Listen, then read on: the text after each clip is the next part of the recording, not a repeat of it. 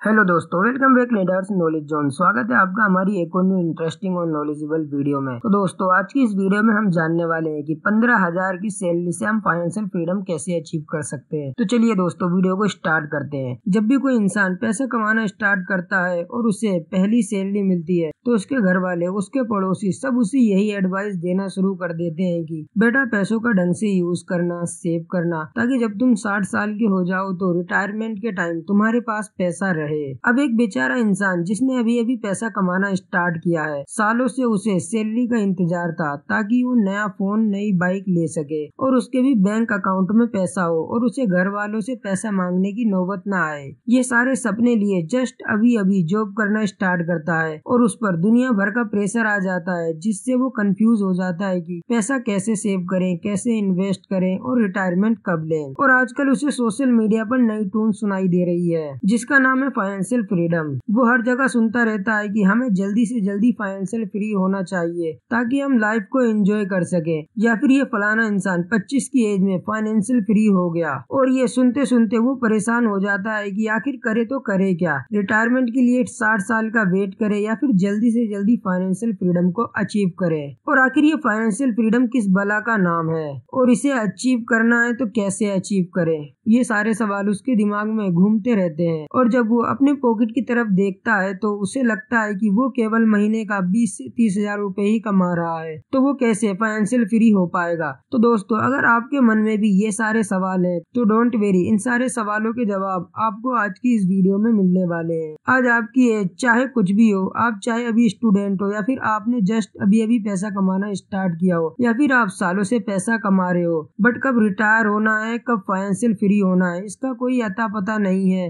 आज मैं आपको फाइनेंशियल फ्रीडम अचीव करने के कुछ इम्पोर्टेंट रूल बताने वाला हूँ, जिसमें आपको अपनी सैलरी का केवल 50% सेव करके और कैसे महीने का केवल 15,000 रुपए इन्वेस्ट करके जल्दी से जल्दी रिटायर हो सकते हो और आपको 60 की एज तक काम करने की जरूरत नहीं पड़ेगी। और ये सब मैं इतनी आसान भाषा में समझाने वाला हूँ जिसे केवल 12 साल का बच्चा भी बड़ी आसानी से समझ सकता है। तो चलिए शुरू करते हैं। दोस्तों, जब भी आप पैसा कमाना स्टार्ट करते हो तो सबसे पहली चीज जो हर इंसान करता है कि सबसे पहली सैलरी से कुछ खरीदने का मन करता है, नया फोन, नया लैपटॉप, नई बाइक। आप कंफ्यूज हो जाते हो कि मैं इसे खरीदूं या नहीं खरीदूं, या फिर पैसा सेव करूं या इन्वेस्ट करूं। जब भी आपको कोई भी चीज खरीदने का सोचो तो आप अपने आप से एक क्वेश्चन पूछो कि आप उस चीज को 2 बार खरीद सकते हो या फिर नहीं। अगर आप उस चीज को 2 बार कैश में नहीं खरीद सकते हो तो उसे मत खरीदो। अब आप सोच रहे होंगे कि ये क्या है, एक आईफोन 1 से 1.5 लाख रुपए का आता है, मैं एक ही खरीद लूं वही मेरे लिए बड़ी बात है,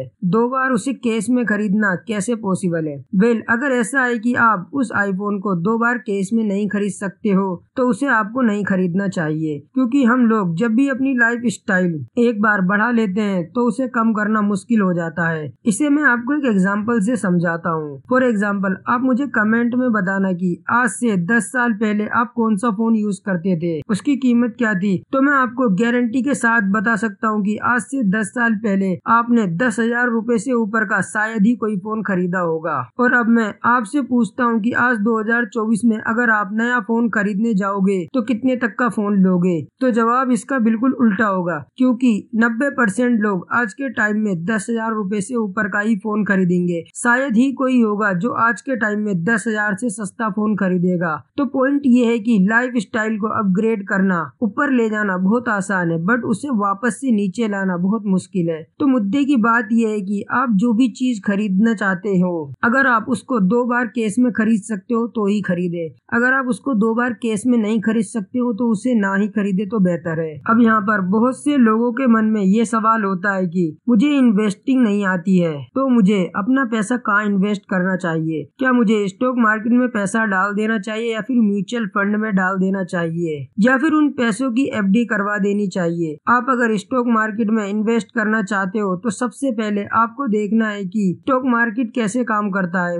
उसके लिए आपको हमारे चैनल पर वीडियो मिल जाएंगी। बट अगर आपको कोई स्टॉक मार्केट की नॉलेज नहीं है तो आपको अपना पैसा किसी म्यूचुअल फंड में या फिर इंडेक्स फंड में इन्वेस्ट कर देना चाहिए, क्योंकि वहाँ आपको कोई पार्टिकुलर स्टॉक की नॉलेज होना जरूरी नहीं है। जैसे कि आप इंडेक्स फंड में निफ्टी 50 में पैसा डाल देते हो तो वो आपको ऑन एन एवरेज 13 से 15% का रिटर्न इजीली दे सकता है और वहाँ आपको अपना टाइम भी देने की जरूरत नहीं है। अभी इस 15% के रिटर्न से हम फाइनेंशियल फ्रीडम कैसे अचीव कर पाएंगे, इससे हम अगली वीडियो में डिस्कस करेंगे। बट उससे पहले हमें ये जान लेना चाहिए कि लोग ये सोचते हैं कि क्या हमें पैसा लोन लेकर या उधार लेकर इन्वेस्ट करना चाहिए और जब मुझे प्रॉफिट होगा तो मैं उसे वापस चुका दूंगा। और इसका आंसर है नहीं। आपको कभी भी पैसा लोन लेकर स्टॉक मार्केट में या फिर म्यूचुअल फंड में इन्वेस्ट नहीं करना चाहिए। अब ऐसा क्यों है? वेल, स्टॉक मार्केट एक वोलेटाइल मार्केट है। कभी कभी ऐसा होता है कि आप जिस स्टॉक में पैसा लगाओगे उसका प्राइस 2 से 3 सालों तक बढ़ता ही नहीं है या फिर कुछ खास ग्रोथ नहीं होती उसके अंदर, और हम लोगों के अंदर पेशेंस बहुत कम होता है क्योंकि हमें रिटर्न जल्दी से जल्दी मिलना चाहिए। हम लोग सोचते हैं कि अगर आज हमने पैसा लगाया तो अगले 1 से 2 महीनों में हमारा पैसा डबल हो जाए, बट एक्चुअल में ऐसा नहीं होता है। और फिर हमें स्ट्रेस होने लगेगा कि हमने तो पैसा लोन पे ले रखा है, उसकी किस्त कैसे भरेंगे, और फिर हम पेशेंस नहीं रख पाएंगे और लॉस में ही अपना पैसा निकाल देंगे। तो सबसे पहले आपको ये बात दिमाग में बैठा लेनी चाहिए कि आपको स्टॉक मार्केट या फिर म्यूचुअल फंड में पैसा तभी लगाना है जब आपको अगले 3 से 4 सालों के बीच में उन पैसों की कोई जरूरत ना हो। अगर आपको नेक्स्ट ईयर या फिर नेक्स्ट 1 से 2 साल में गाड़ी ही खरीदनी है या फिर शादी के लिए पैसा चाहिए तो आप उन पैसों को एफडी ही करवा ले, वही बेहतर है। स्टॉक मार्केट में डालने की गलती ना करें। तो दोस्तों, ये थी हमारी आज की वीडियो। अगर आपको पसंद आई हो तो इसे एक लाइक करो और ऐसी और इन्फॉर्मेटिव वीडियो देखने के लिए हमारे चैनल को सब्सक्राइब कर ले।